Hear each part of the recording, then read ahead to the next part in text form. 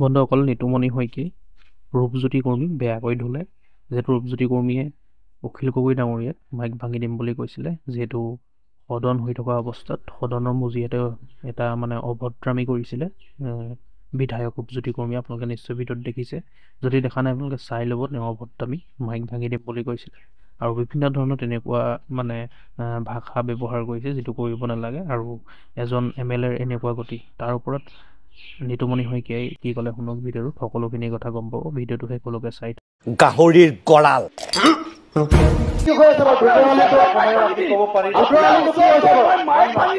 একবিংশ শতিকাৰ এই তৃতীয়টো দশকৰ আৰম্ভণিৰ সময়ছোৱাত এয়া আমাৰ জনপ্ৰতিনিধিৰ স্বৰূপ, এয়া আমাৰ বিধায়কৰ চৰিত্ৰ, এয়া আমাৰ ৰাজনীতিকৰ ভাষা।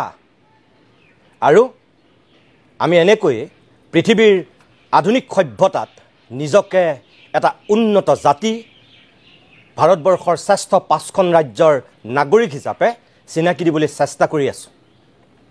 আৰু এইসকলে আমাক নীতি শিক্ষা দিয়ে, নৈতিকতা শিকায়, আৰু এইসকলে আমাৰ আইন কানুন প্ৰস্তুত কৰে। এইবিলাক মানুহৰ চৰিত্ৰ স্বৰূপ দেখিয়েই চাগে কোনোবাই কাহানিতে কৈছিল যে গণতন্ত্ৰত এই বিধানসভা লোকসভাবিলাক গাহৰিৰ গড়াল, গাহৰিৰ গড়াল বুলি কৈছিল। আমি কোৱা নাই, বিখ্যাত মনীষীয়ে কৈছিল। আৰু কিয় কৈছিল? আমাৰ অসম বিধানসভাৰ এনেধৰণৰ কাম কাজ কৰা বিধায়কসকলে এবাৰ নিজক সোধা উচিত। গাহৰিৰ গড়াল বুলি কোৱা কথাষাৰ এওঁলোকে বাৰু 100% সত্য বুলি প্ৰমাণিত কৰিছে নেকি?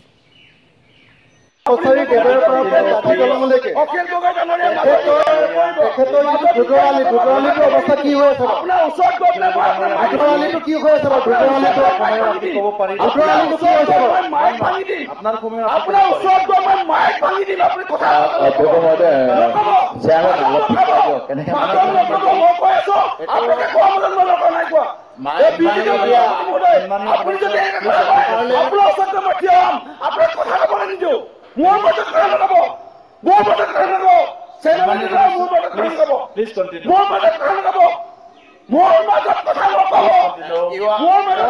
Give me direction. Honorable Chair will give direction. Don't give me direction.